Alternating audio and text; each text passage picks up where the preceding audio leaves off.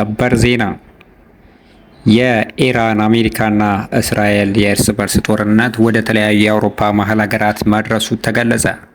ክቡራን የዚህ ቻናል ቤተሰቦች ለዚህ ቻናል አዲስ ከሆናችሁ ሰብስክራይብ ያደረጋችሁ እስከ መጨረሻው ቪዲዮ ተከታተሉ። ምክንያቱም ሰብስክራይብ ታደርጉ በቀጣይ አዳዲስና ታማኝ መረጃ ሲለቅ ዳይሬክት በስልካችሁ ኖቲፊኬሽን እንዲደርሳችሁ፣ እንዲሁም ደግሞ ላይክ ሼር እያደረጋችሁ እስከ መጨረሻው ተከታተሉ።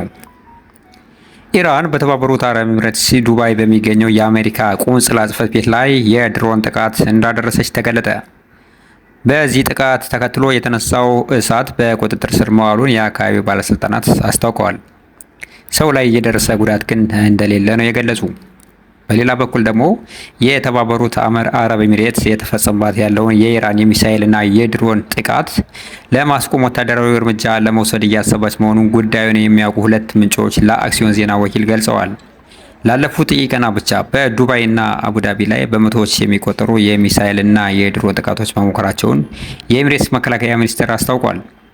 ጥቃቶቹ በዱባይ ዓለም አቀፍ አውሮፕላን ማረፊያ፣ በጀበል አሊ ወደብና በታዋቂ ሆቴሎች እንደ ፌርማንት ዘ ፓልም እና ቡርጂ ኤአይ አረብ ላይ ጉዳትና እሳትን አስከትለዋል ነው የተባለው።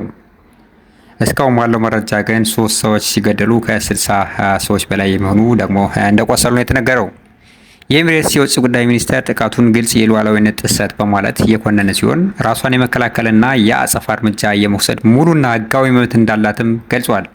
አክሲዮን እንደዘገበው ከኤሚሬትስ እስከ አሁን ድረስ የጥቃት የመከላከል ስራ ላይ ብቻ ብትቆይም አሁን ግን ኢራን ላይ ወታደራዊ ኃይል ለመጠቀም እያጤነች ነው ብሏል። ክቡራን ቤተሰቦች እስካሁን እናንተ ጋር የነበርኩኝ ሰምሮ ነኝ።